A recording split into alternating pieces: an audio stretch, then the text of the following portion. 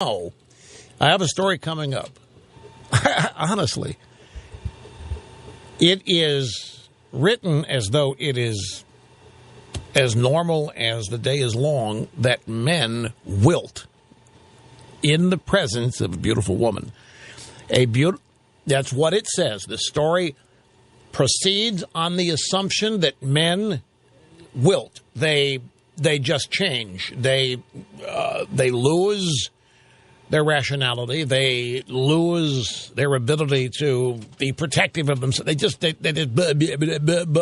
may not express it, but going on in their minds, they just end up being totally discombobulated. The story is about there's an antibiotic that you can take as a man to prevent that from happening. You will not lose your rationality in the company of a beautiful woman if you take this antibiotic. I met Governor Sanford once at a wedding. A friend of mine got married and in South Carolina, Charleston. And Governor Sanford was there. He's a nice guy. You remember him. He fell in love with an Argentine babe and just lost it. He needed that antibiotic. He fits the bill of this story that I've got in a stack. I better find this since I've referenced. Let me see. Here it is. I'm lucky today. I guess dug deep and found the first thing I came across.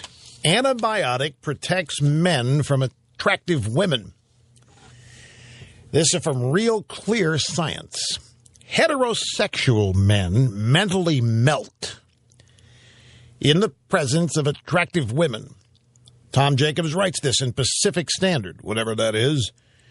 Even the very thought of possibly interacting with a beautiful woman is enough to temporarily impede men's mental abilities. Next paragraph. Of course, women know this, and some women use it to their advantage. Companies also know this, and they use it to their advantage, too. During my years in grad school, many of the biotech sales reps were unusually attractive women. Men feel more trusting toward women who cause them to be sexually aroused, even if there's no good reason for it. Just like when Indiana Jones totally fell for that sexy Nazi chick in Indiana Jones and the Last Crusade. Low information news, folks. This is from a Real Clear Science blog. And a real-life circumstance they're writing about is related to what happened in a movie, which was scripted and written. It never did really happen. There is no Indiana Jones. He didn't fall for a Nazi chick. But Roger Ebert saw it and wrote about it, so it's real. Now, is there a way for men to avoid these devilish honey traps?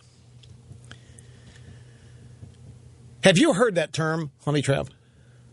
Now, how long have you heard that? And I'm seriously. Okay, 1960s, right. It's a very old term. But this is Real Clear Science. I want to read to you what this guy says about the term honey trap. It's unknown if the honey trap is named after the Money Honey on CNBC. The honey trap has nothing to do with the Money Honey on CNBC, but this guy's historical references. Anyway, the antibiotic is minocycline, or minocycline. It's minocycline, minocycline. It's typically used to treat acne, pimples, and zits. But it can also reduce symptoms associated with mental illnesses such as schizophrenia and depression, and it can also improve decision-making. And the latter effect was analyzed further in a study described in Scientific Reports. Can boys get minocycline or minocycline at age 15 over the counter? Don't know. Never heard of it. My guess is, If it's an antibiotic and it's an acne, pimple, zit medicine, these are pretty powerful stuff. You probably have to have a prescription for this. You can get the morning after pill over the counter now. Parents don't know. Nobody needs to know. You don't even know really what it's doing, but you can get it. So we've got instant birth control now. We don't even need to. The birth control pill is history. You don't need to take the pill now. You go out and live it up and then head to the pharmacy and grab one of these morning after things and take it, age 15 on. Parents can't stop it, can't know. Nobody can stop it. So anyway, Japanese researchers recruited about 100 men to play a trust game using photographs of beautiful women. In the game, each guy was given $13 and asked to rate the attractiveness. And they discovered that they lost all ability to reason and be rational in the presence or the proximity of a beautiful woman. That is it. So that's that story. Now back to Larry Flint and Mark Sanford.